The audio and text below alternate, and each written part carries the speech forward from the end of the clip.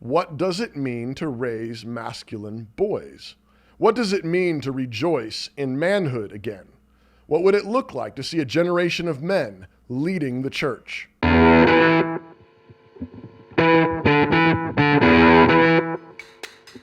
Introduction. No one ever needed to teach their 3-year-old boy to say the words, "do it myself." We chuckle, we take pictures. Maybe he's got dad's keys and he's trying to reach the front door, still 6 inches well beyond his pudgy fingers with his pampered diaper puffed out down below. I'm no expert in these things, but it's probably cute enough for a Facebook or Instagram post, maybe 2. And sometimes the same instinct needs to be corrected.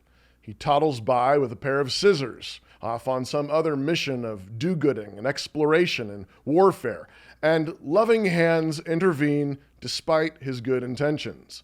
Toddling with scissors never did seem safe. But then again, men and boys have a lot higher tolerance for danger, and this is good and right and healthy and Christian. But God did not make boys, strictly speaking, in order for them to be safe. I've recently written that the Christian church and many Christian families in the church have essentially created a gay greenhouse. We are growing soft, effeminate men insisting that Christian piety be expressed in primarily feminine tropes. And then we wonder when some of them announce that they are gay. Maybe some of them won't practice homosexuality, but many of them will. Many of them have, and the rest will squander their masculine gifts in aimless apathy and fear. The obvious follow-up question is, what does it mean to raise masculine boys? What does it mean to rejoice in manhood again? What would it look like to see a generation of men leading the church? The right kind of independence. Well, there's a great deal more to it than can be sketched in a brief blog article, but for starters, we should want to see a lot more of the right kind of independence in our boys. Boys must not be needy. Independent men create free and independent and successful families, businesses, churches, schools, and nations. Needy men create Marxist and oppressive families, businesses, churches, schools, and nations. Do it myself may be close to the center of what it means to be a man. And because it's near the center, sin has dutifully infected it with demon flesh. What is often meant by do it myself is pride and selfishness and vainglory. But one of the worst things you can do is discipline that instinct out of a boy. The instinct is right and good and holy, even if the motivations and actions can be sloppy and sinful. But by itself, the instinct is one of getting the job done and taking responsibility for the difficulty involved. Someone might point out that this is often connected to rewards and glory. Men delight in getting things done and not needing help or asking for directions, for the glory of the accomplishment. And that person would be entirely correct, which is why competition and rewards and glory are also good, essential to the health of a culture and society led by men, and even built into the way God intends to save the whole world. There will be a great awards assembly at the end of time, and there will be crowns and rewards handed out, all by His grace, all gift, and yet somehow truly won, something the Apostle Paul was particularly looking forward to. I have fought the good fight. I have finished the race. I have kept the faith. Finally, there is laid up for me the crown of righteousness, which the Lord, the righteous judge, will give to me on that day, and not to me only, but also to all who have loved His appearing. 2 Timothy 4, verses 7 and 8. A man was made to compete, made for straining for the glory of accomplishment, victory, creativity. But more fundamental than that is the instinct to be able to help, to be able to serve, to be ready, to be prepared for as much as possible, and to be able to solve problems, to save from difficulties, to sacrifice for the good of others. This is why boys love survival kits, camping, tools, Swiss Army knives, rope, and weapons of every sort. We aim to be ready. as prepared as possible for whatever we might face. And we want to do it ourselves because it may be that we will have to do it ourselves or others may not be able to. If we can't do it ourselves, we aren't prepared. We aren't able to serve. We aren't able to take responsibility for those around us and our situation. All of this is why the do-it-yourself instinct should be entirely encouraged in boys and men. Men tend to be intensely practical and utilitarian and focused on practical problems and practical results, fixing things, building things, hunting, fishing, sports, self-defense. But Christian men must also be prepared spiritually, intellectually, and academically. This need not be done in a way that despises all the other preparation. School need not neuter a boy, as has often been done in the last number of decades. But a boy who can read and think is better prepared to change the transmission on his truck, solve a plumbing problem, or defend his family from a home intruder. And a boy who can hunt and fish and shoot and camp in the wilderness ought to be a boy who can appreciate Homer's Odyssey, Dante's Divine Comedy, and David's Psalms. Taking risks and tenacity. The do-it-myself instinct is also related to danger. As it turns out, the mortality rate is a lot higher when you do it yourself. Toddling with scissors really is a health risk, but living is a health risk. And living as a male, as a man, is an even higher health risk by design, on purpose. As Pastor Doug wrote recently, quoting the title of an expensive book, "Eggs are expensive, sperm is cheap." As far as human civilization is concerned, men are more expendable than women.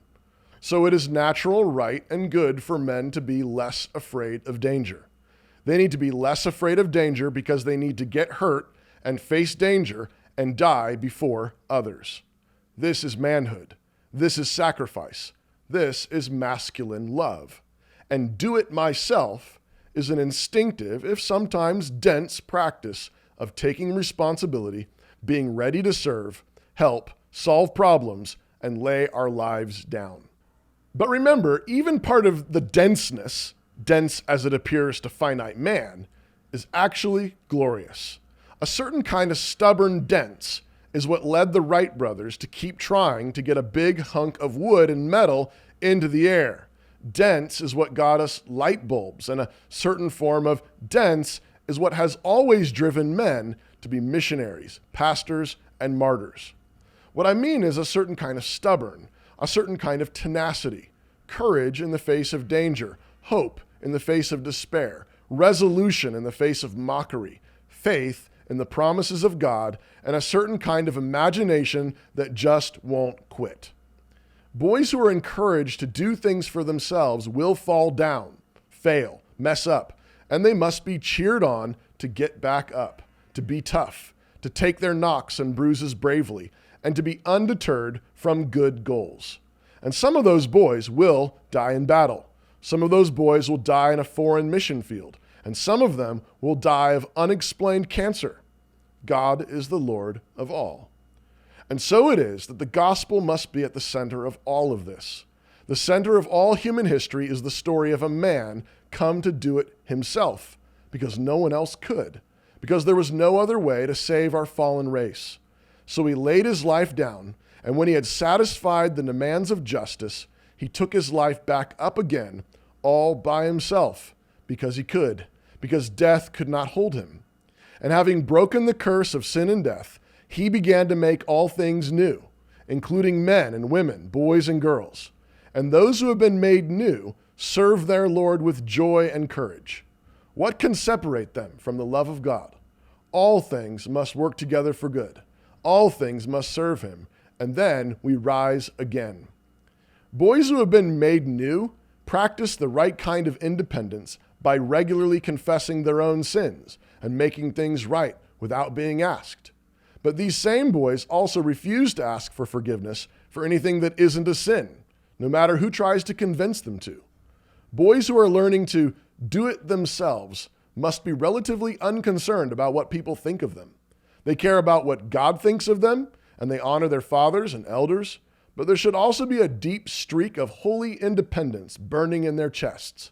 They have the Bible, their sins are forgiven, the Spirit is in their hearts, and they are on the winning side of a great war, fighting for the King of the universe. The whole thing makes Christian men the right kind of rowdy. And so boys need to learn to think for themselves and have a deep independence in forming opinions, generally critical of fads and trends, and whatever is considered cool, all informed and checked by God's word. Boys who are afraid of how things look or seem to others do not understand the gospel of Jesus and will therefore rarely do anything of much use. The fear of man and the guilt of sin will always hold them back. They will be followers, not leaders. The thing that's hard for some women and all soft men to understand is that men actually work better together when they work hard at being independent. Sure, sinful rivalries can mess this design feature up, but men are generally encouraged by other men doing things well. Men are inspired by other men who work long and hard at something, generally by themselves. And holy ambition feeds a holy competition. And this is good and godly so long as it is driven by a deep recognition of God's grace enabling it all. See 1 Corinthians 15, verse 10. A well-trained military outfit is based on this concept. So are sports teams. The better each man is individually, the better the team is. And while the teamwork part takes some practice, it generally figures itself out. But primarily focusing on the teamwork is a great way to discourage men or create soft men. Are you raising a man who can receive instructions and carry them to completion and rejoice in a job well done? Or are you raising an effeminate man who needs his hand held at every step and needs lots of encouragement or flattery to get anything done? So healthy Christian communities will be places where men are busy doing good things on their own. They will do these things with an eye to all of their responsibilities before God, providing for their families, loving and teaching their kids, building the kingdom of God, and serving their neighbors. But there's a certain underlying independence that allows men to have skills worth sharing. A man who works on cars can do so selfishly, but a Christian man might find joy in working in the garage on an old beater pickup, and the lessons he's learning are being passed on to his sons or coming in handy when the neighbor's car won't start. Boys who study weapons and hunting and survival skills often do so for hours, often relatively alone, trying to understand, thinking about various scenarios, and drawing conclusions about what they might find most useful and helpful. In many instances, those hours will be used for blessing down the road. There are forms of isolation that are entirely unhealthy for boys, but with the right encouragement and safeguards, independence is a great strength and virtue. Conclusion. Going back to the book of Genesis, the Bible teaches that men leave and women cleave. This is why men have generally worked outside of the home, why men are to be on the front lines of war and pastoral ministry, and why men generally need time alone to work, to think, and to study. This duty must not become an excuse for failing to perform other duties and responsibilities, but there is an underlying independence of thought and ability that allows men to serve others better. Failure to celebrate that independence is a recipe for societal, familial, and ecclesiastical disaster. So too, pastors must be independent men. They must be independent in prayer and in the word, knowing God for themselves and proclaiming the gospel from an independent knowledge of its truth, not merely repeating what the commentaries and popular preachers say. Pastors must also be given to a certain measure of independent ministry. They must not be committee men, hamstrung by popular opinion or fear of man. While they must be in submission to their elder board in the Lord, they must be men on a mission, men who see the needs of the congregation, the needs of their community, and men busy with gospel work, not waiting around for someone to suggest something. Ministers are men on the move, fighting sin inside and outside the church, guarding the flock of God, keeping their guns dry and their knives sharp, always ready to give an answer.